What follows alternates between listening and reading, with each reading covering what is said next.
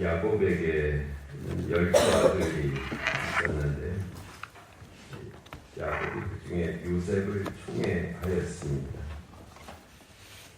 이 가정이 아주 큰 사건이 되었습니다. 요셉이 17살이었던 해 다른 아들들은 이제 양을 유목하기 위해서 세겜을 거쳐서 도단에 있었습니다. 이 도단이라는 지명이 이제 우물이라는 뜻도 있고요, 웅덩이라는 뜻도 있습니다. 이 도단이 또 지리적으로는 이제 애굽으로 가는 통로, 국제 교역로 뭐 그런 역할을 하였던 곳입니다. 야곱은 요셉에게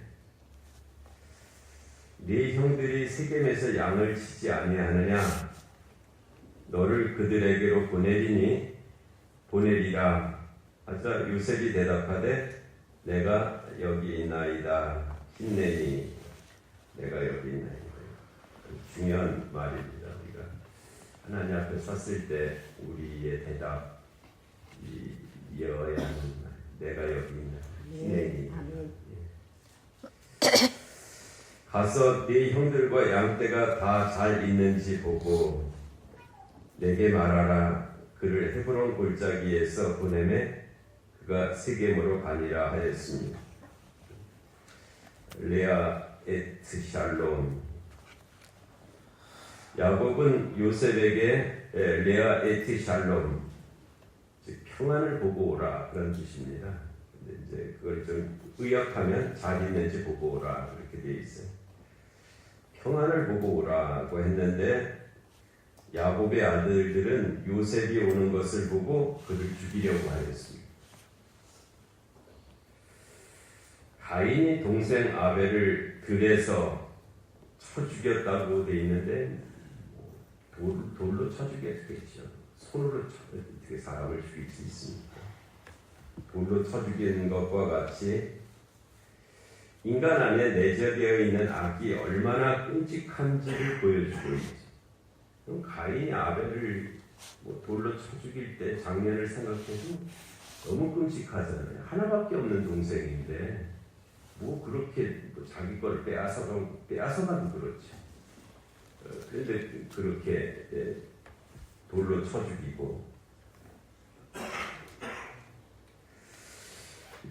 또 이 오늘의 사건에서는 아버지가 요셉을 편애한 것은 사실이죠. 그렇지만 그것이 동생을 죽일 이유까지는 안 되는 거죠. 기분은 나쁠 수 있죠. 그렇다고 그 기분 나쁘다고 동생을 이렇게 죽일 수는 없잖아요. 그것도 이 사람들이 가인의 후손도 아니에요. 가인의 후손도 아니고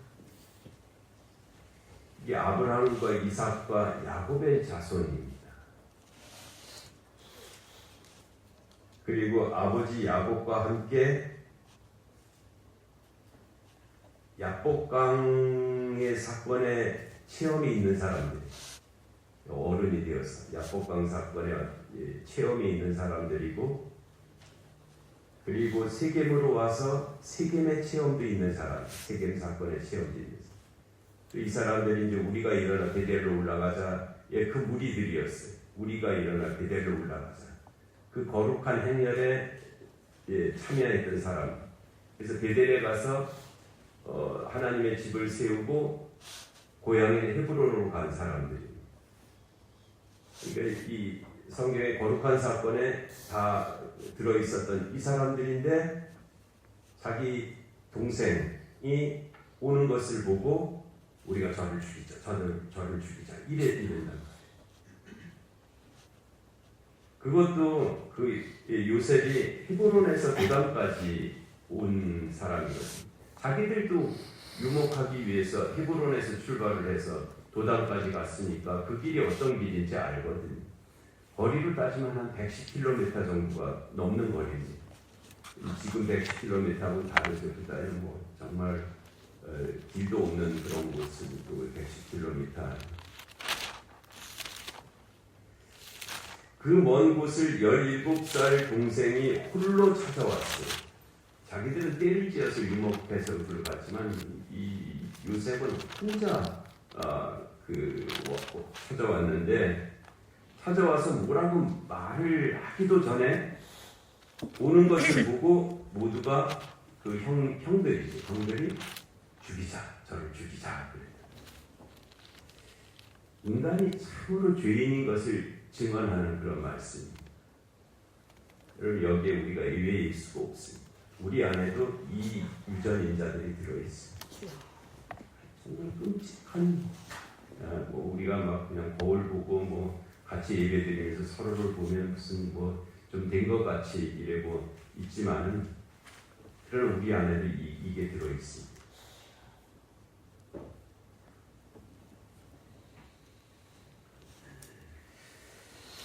요셉이 다가오자 형제들이 그를 잡아서 채색옷을 벗기고 죽으라고 빈 구덩이에 던져 넣었습니다.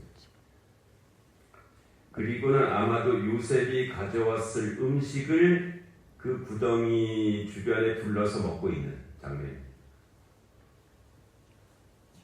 성경은 이 과정에서 요셉이 했었을 말들에 대해서 침묵하고 있습니다. 너무 민망해서 그 말을 이렇게 기록하지 않은 것 같아요. 요셉이 했었을 말들을 우리는 능히 짐작할 수 있습니다. 형들 왜 그러냐? 이게 도대체 왜 그러냐? 구덩이 속에서 제발 좀 살려줘라. 어떡하려고 하냐? 그냥 악을 쓰면서 그렇게 얘기를 했을 겁니다. 근데 그 소리를 안 듣고 그냥 거기서 음식을 먹고 있었던 사람입니다. 마침 애굽으로 가는 이스마엘 상고들이 지나가고 있었습니다. 그때 유다가 일어나서 우리가 우리 아우를 죽이고 그의 피를 덮어둔들 무엇이 유익할까? 자, 그를 이스마엘 사람들에게 팔고 우리 손을 그에게 대지 말자. 그는 우리의 동생이요 우리의 본육이라 하였습니다. 요셉은 은 20세겔에 팔립니다. 보통 노예들의 값이 은 30세겔이거든요. 너무 어린 아이니까 20세겔만 쳐줬던 그런 내용입니다. 유다의 제안이 그냥 구덩이에서 죽게 하느니 얼마라도 받고 파는 것이 유익하다 한 것인지, 아니면 구덩이에서 죽게 하느니 살 수 있는 기회라도 주는 것이 낫겠다 하는 것인지는 성경이 어느 쪽으로 기록하지 않았습니다.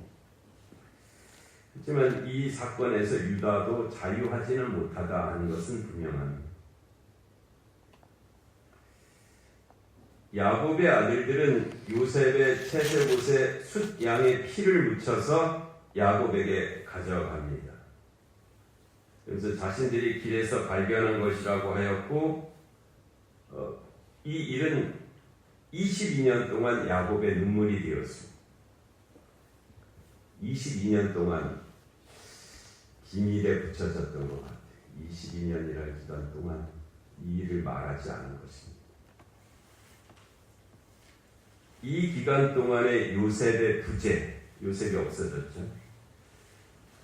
근데 야곱의 눈물이 그의 아들들에게는 어떤 의미였을까요? 속이 시원했을까요? 저거 안 보니까 좋다. 우리 아버지가 쟤만 좋아했는데 잘 됐다. 모르겠어요. 주원이 어떻게 생각하는지 이따 말해주세요. 알았죠? 그 22년 동안 하나님은 많은 일을 하셨습니다. 요셉을 애굽의 총리가 되게 하셨고요. 애굽의 7년의 풍년도 허락하셨습니다. 이어서 근동 지역에 흉년이 들기 시작해서 둘째 해 야곱 일가는 애굽으로 내려가게 되었습니다. 흉년이 들자 헤브론에 살던 야곱도 양식을 사기 위해서 애굽으로 자식들을 보냈습니다. 지도를 보면 이 헤브론 지금 팔레스틴 땅의 저 남쪽입니다. 그러니까 애국과 이렇게 가까이 곳이에요. 그래서 요셉은 양식을 사러 온 형제들을 알아보았죠. 자기 형들이 왔거든요. 그렇지만 그들에게 자신을 드러내지 않습니다. 그리고 여차여차한 사건을 통해서 자신의 동생 베냐민을 데려오라고 요구를 하죠. 첫 번째 사원 양식이 다 떨어져서 다시 애국으로 가야 할 상황에서 베냐민을 데려가야 했지만 베냐민 데려오지 안 만나준다 했거든요. 그리고 베냐민을 데려오지 않으면 당신 너희들이 염탐꾼으로 그렇게 여기겠다. 그렇게는. 그렇지만 야곱이 반대하죠. 요셉도 죽었는데 베냐민까지 어찌하면 어떻게 되면 어떡하냐. 이 야곱이 그 야복강을 통과하고 베델을 통과한 야곱이지만 인간이 그렇게 많이 변하지는 못하는 것 같아요. 여전히 그 굴레에서 벗어나지 못하고 있는 그런 면이 있습니다. 그런데 더 기근이 심해지자 이제 할 수 없이 야곱이 베냐민을 데려갈 것을 허락합니다. 그래서 형제들이 다시 베냐민과 함께 요셉 앞에 서게 돼 있죠.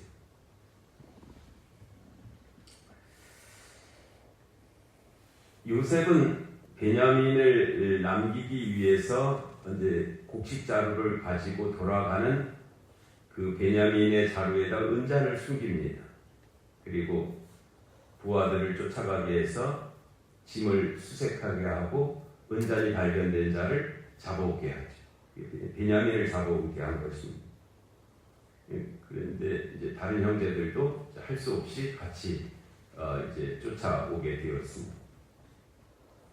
그래서 요셉 앞에 다시 서게 되었죠. 요셉의 생각은 적당한 말로 베냐민만 남게 하고 다른 형제들은 돌려보낼 계획이었던 걸로 저는 읽습니다. 이 성경 그 부분을 그렇게 읽는데 또 그렇게 읽지 않는 분들도 다수입니다. 그렇지 않고 요셉이 그냥 형제들을 시험해보는 중이다. 결국은 다 잘 하려고 했을 거다. 이렇게 해석하는 분들이 더 많기는 합니다. 근데 저는 아무리 읽어봐도 요셉이 그런 것 같지 않아요. 요셉은 그냥 베냐민만 남게 하고 나머지들은 다 그냥 돌려보낼 그런 생각이었던 것 같습니다.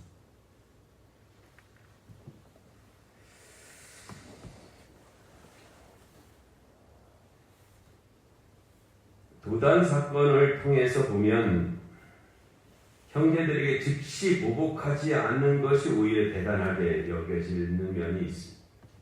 도단에서 그 쓰라린 기억을 생각하면 형들에게 보복하지 않는 것만 해도 다행으로 그렇게 여겨지는 면이 있습니다. 용서라는 말이 이제 폭넓은 개념인데요. 근데 그 용서의 한 면에는 자신이 보복하지 않는다는 의미가 강하게 들어있습니다. 용서는 내가 보복하지 않는 것. 그리고 그 심판을 하나님께 맡기는 것까지가 용서의 상당 부분입니다. 이 요셉은 그리하고 있는 모습이죠. 그런 면에서는 용서하고 있는 모습입니다. 그러나 용서는 하였지만 화해하고 싶은 마음은 아니었던 것입니다. 용서까지는 하는 그런 화해하고 싶은 마음은 아닙니다. 이스라엘 사람들이 그 아우슈비츠 사건을 놓고도 그러잖아요. 용서는 하자. 그러나 잊지는 말자. 그때 이제 유다가 등장을 하였습니다. 도단에서 유다도 요셉을 해하는 편에 있었죠. 그렇지만 마지막에 요셉을 구덩이에서 죽게 두지 아니하고 이스마엘 상구들에게 팔게 함으로 요셉의 생명을 구해준 역할을 하였습니다. 유다는 자신들에게 이제 요셉에게 하는 말이에요. 요셉이 누군지 지금 모르고 있죠. 유다는 자신들에게 늙은 아버지가 있다라고 말을 시작합니다. 그에게 특히 사랑하는 두 아들이 있었는데 하나는 죽었다. 그게 이제 요셉이잖아요. 하나는 죽었고 이제 그만 남았다. 그가 이제 베냐민이지. 그만 남았는데 우리 아버지의 생명과 그 아이의 생명이 서로 하나로 묶여 있다. 만일 이 아이가 우리 아버지에게로 돌아가지 못하면 우리 아버지가 죽으리니 그리 되면 우리가 또다시는 제가 가로고 그런 말 또다시 우리 아버지를 스올로 내려가게 함이니 지금 우리 아버지가 22년 동안이나 스올에서 살고 있다. 그런데 이 베냐민이 돌아가지 않으면 또다시 우리 아버지를 더 깊은 스올로 내려보내는 것과 같다. 스올은 그 유대인들이 사후세계를 가리키는 말인데 좀 불분명한 개념입니다. 그런. 그래서 다시는 그리할 수 없겠다라고 이제 하죠. 그리하여 허락하시면 당신이 허락하시면 저를 그 아이를 대신하여 여기에 머물러 당신의 종이 되게 하시고 그 아이를 내 아버지께 돌아가게 해달라고 간청을 하고 있습니다. 그래서 오늘 설교 제목이 유다의 간청이에요. 이것은 다른 면으로 보면 유다의 회개입니다. 그는 그동안의 모든 죄의 짐을 자신이 지겠다고 나서고 있는 것입니다. 세례 요한이 세례를 받기 위하여 다가오시는 예수님을 그의 제자들과 바라보면서 요한복음 1장 29절에서 보라 세상 죄를 지고 가는 하나님의 어린 양이로다 한과 같습니다.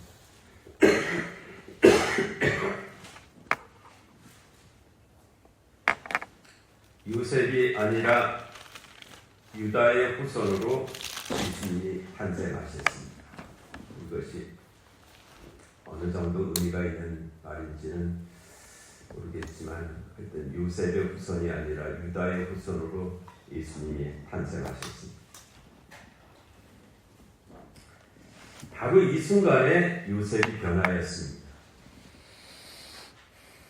요셉도 알고는 있었죠. 그렇지만 하지는 못하고 있었던 일. 우리도 알고는 있지만 하지 못하는 일이 아주 많잖아요.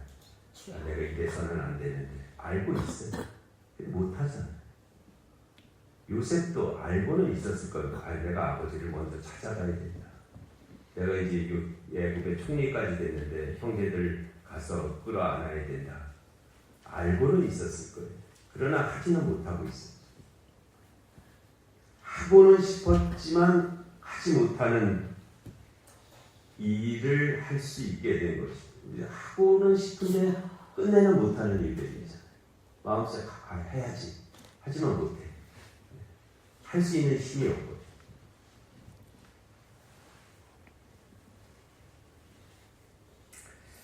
그는 형제들 앞에서 자신이 요셉임을 고백합니다. 이제 하고는 싶었는데 하지 못했던 일, 하고 싶었는데 하지 못했던 그 일을 한 거죠. 내가 요셉이다 라고 고백하는 그 일이었습니다.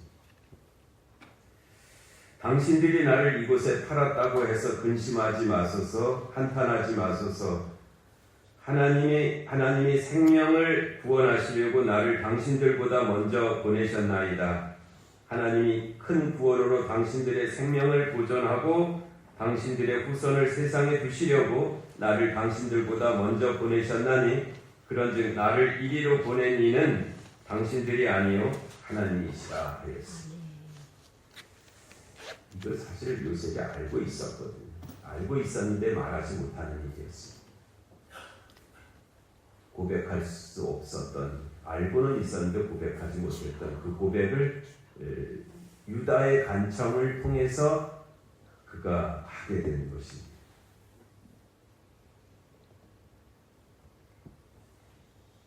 요셉이 형들과 입맞추고 안고 우니 형들이 그제서야 요셉과 말할 수 있게 되었습니다. 이것이 용서 다음에 화해입니다. 이렇게 용서는 이루어지는 것이고 이렇게 화해는 이루어지는 일입니다. 유다의 회개와 간청은 형제들을 살렸죠. 근데 형제들만 살린 것이 아니라 요셉도 살렸어요. 요셉도 이 회개와 간청과 화해가 없었다면 그는 평생을 외롭게 살았을 것입니다. 애굽의 총리로는 살았겠지만 그의 위로움은 그 애굽의 그 어떤 것으로도 채울 수 없었던 그런 삶이 되었을 것입니다. 그는 평생 후회했겠죠.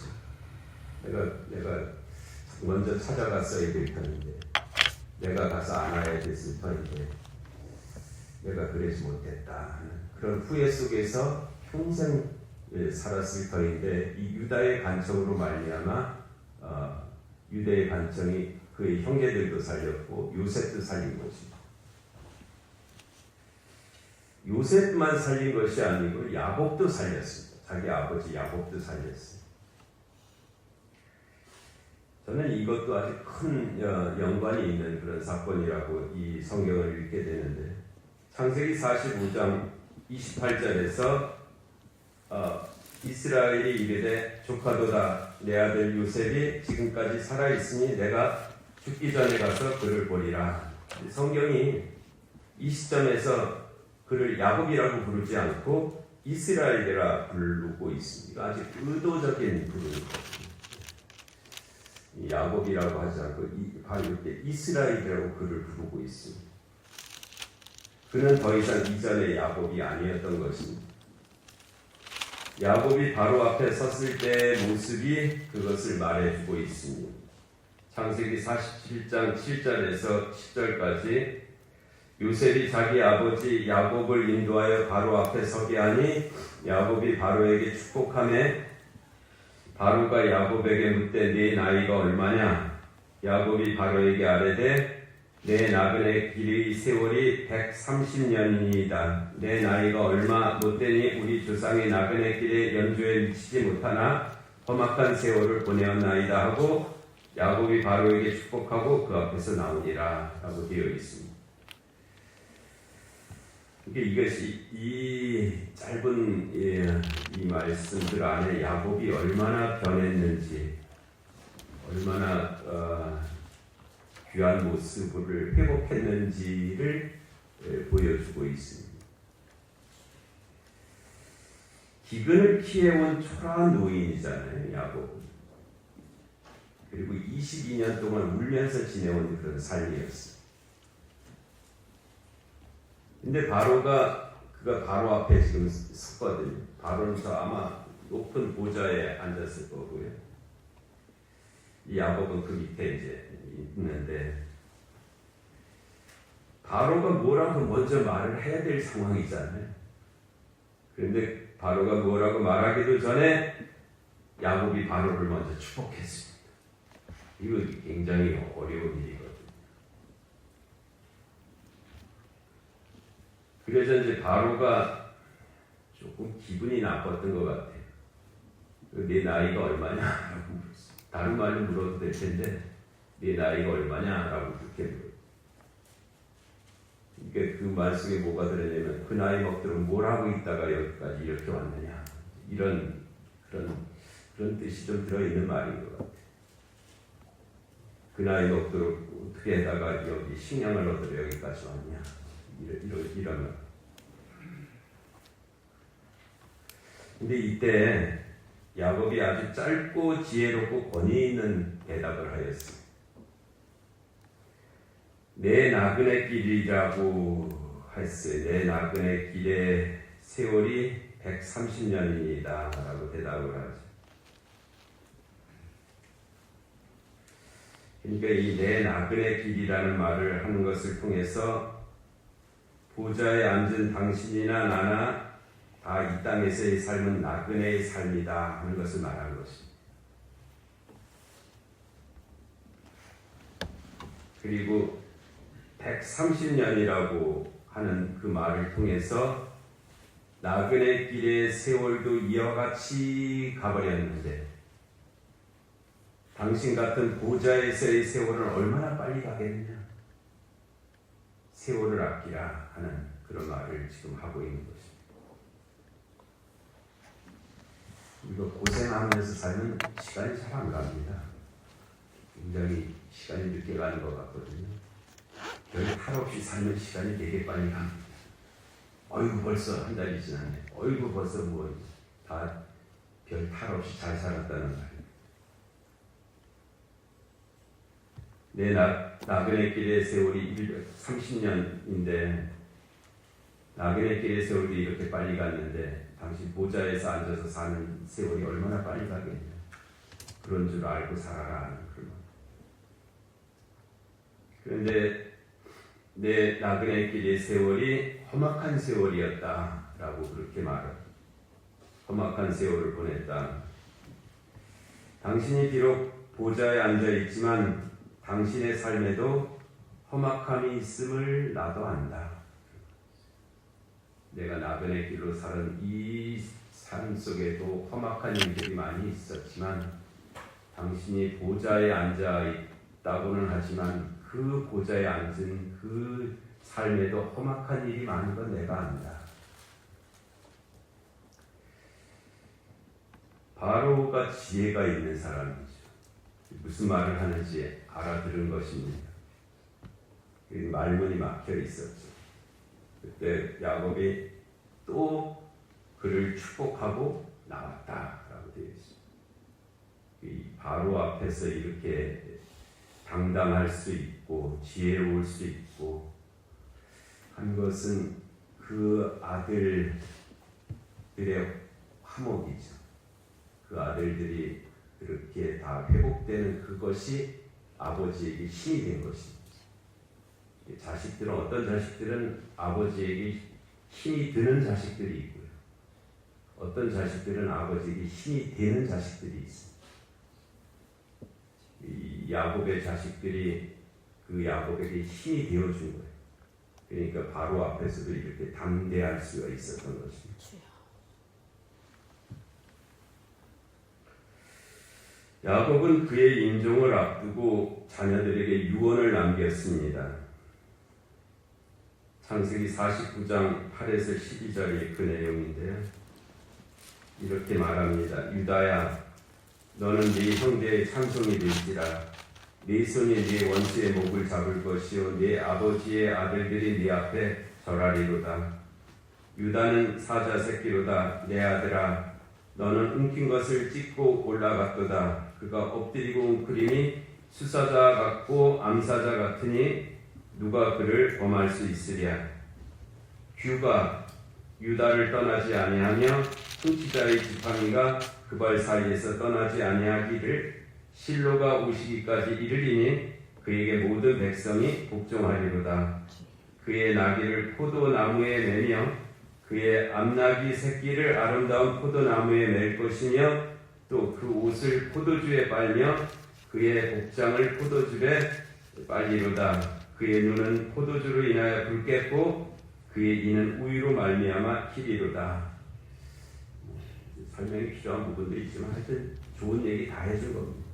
좋은 얘기 다 해주면서 야곱이 유다에 대해서 고마워하는 거죠. 네가 참 귀한 역할을 했다. 잘했다. 너의 삶이 복되기를 바란다. 또 그의 말 속에 하나님이 계시를 넣어두셔서 실로가 오시기까지, 즉 예수 그리스도를 가리키는 말씀이거든요.